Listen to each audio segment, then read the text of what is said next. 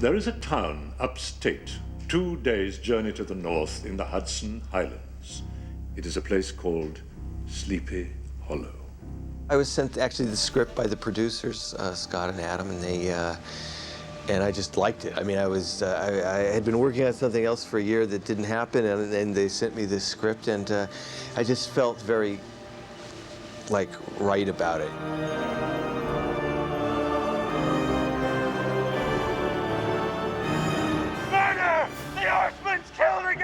You know, I'd known the story, you know, since as a child and seen the Disney cartoon and all and loved aspects of that. And just there was something very powerful about the image of a headless horseman that is just extremely, like a great fairy tale or folk tale symbol. It's got a lot of power to it.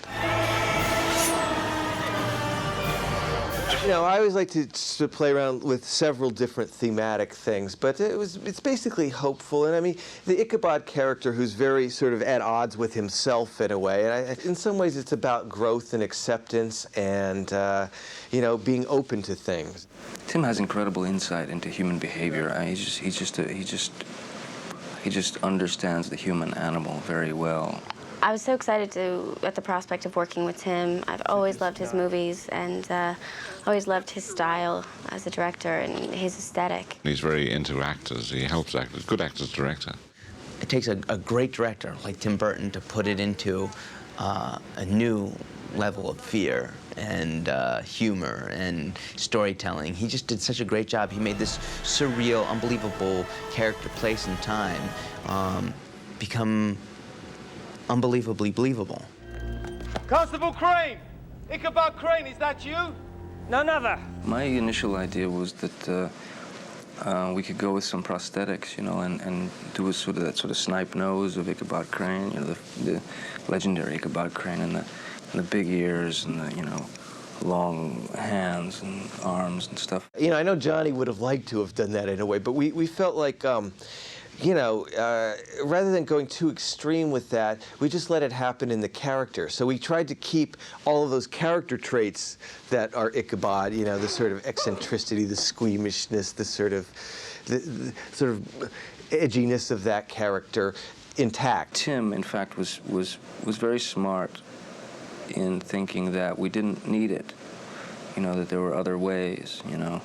And I think ultimately he was right to show an Ichabod Crane who, on the surface, is kind of stoic and likes to think of himself as a sort of a manly man. But in fact, inside he's a very fragile, sensitive, flawed. Ichabod is a bit, I thought of him almost as like a pre-pubescent young girl in a way. He's crumbling. I mean, he's just a wreck. Murder needs no ghost come from the grave. We have murders in New York without benefit of ghouls and goblins. You're a long way from New York, Constable. We've had such fun. Johnny is a terrific actor. He's so on the ball and knows what he's doing and is amusing and funny. He's a good comedian. I think that's the thing people like to find surprising when they see this movie, how funny Johnny is in it.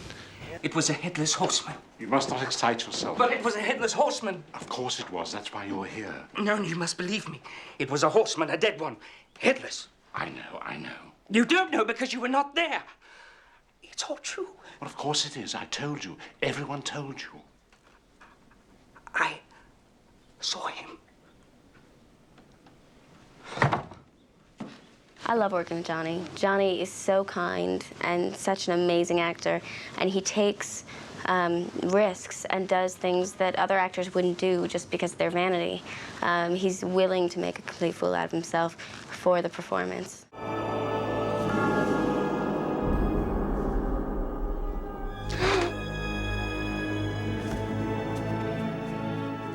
I think Katrina's very romantic, very naive, believes in love at first sight. She's sort of like the princess waiting for her prince to arrive. Is it Theodore? No, pardon, miss, I am only a stranger. Then have a kiss on account. And she kisses him with the blindfold on. It shows how open-hearted she is and how naive she is and loving.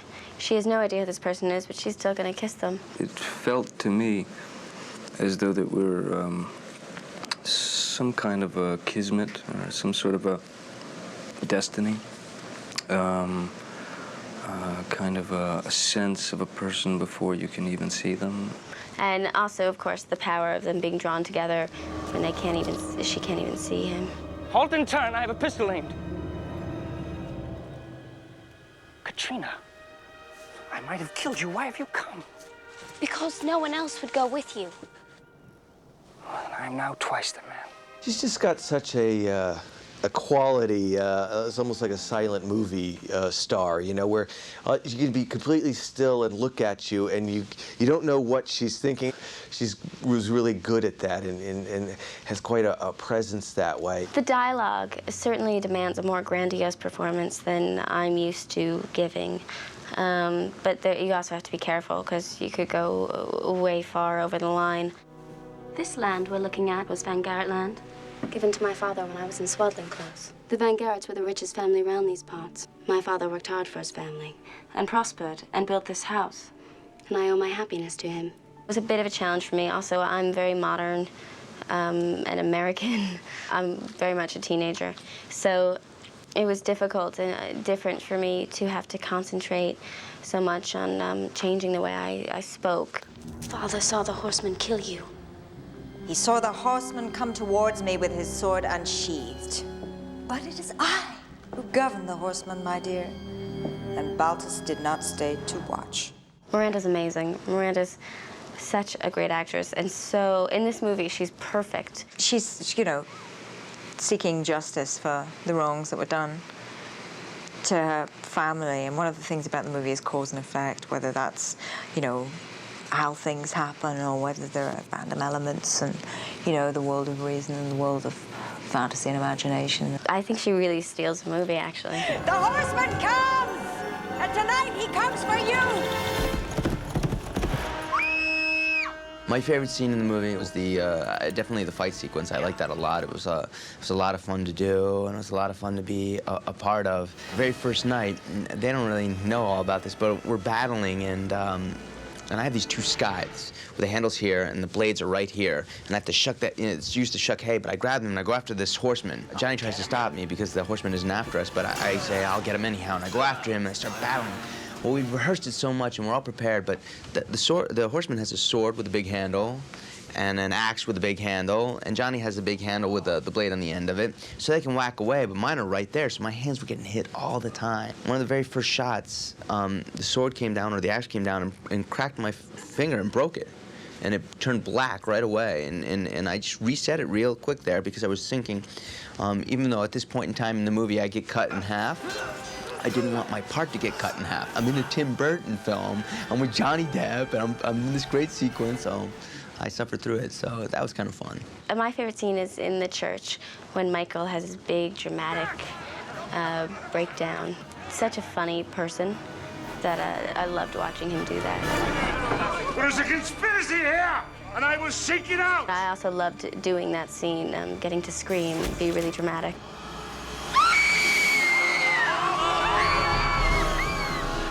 When I get that thing through me, that made me laugh. It's frightening, but I know what's going to happen anyway. That's my favorite bit. When you walk onto a set that Tim's made, it's extremely magical and, of course, very quiet, as in the case of the wood, because it's not a real wood. We're in a soundstage, so there are no birds, nothing, so that kind of makes it creepy, but reinforces everything that's happening in the movie anyway, because it's you know, it's like another world. It's just very exciting to see his drawings, his beautiful drawings, realized in full, you know, as in the case of the windmill.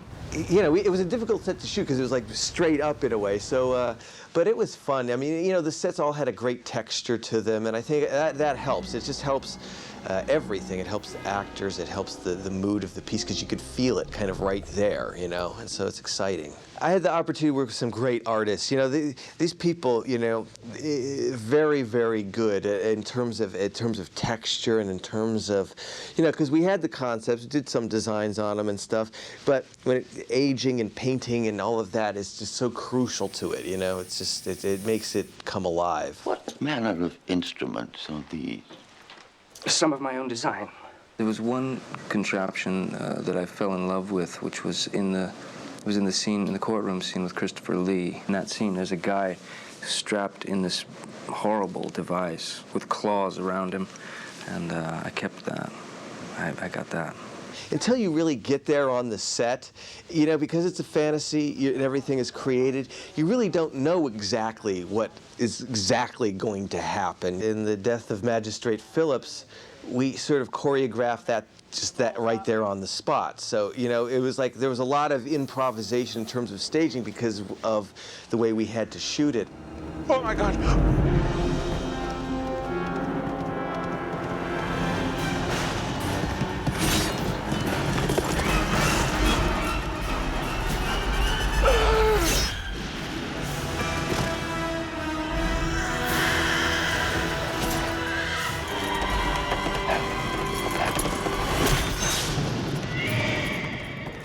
I love scary movies. I love that feeling, that adrenaline rush, and that feeling of jumping out of your skin and grabbing the person next to you. Cleave together. That would be a good moral.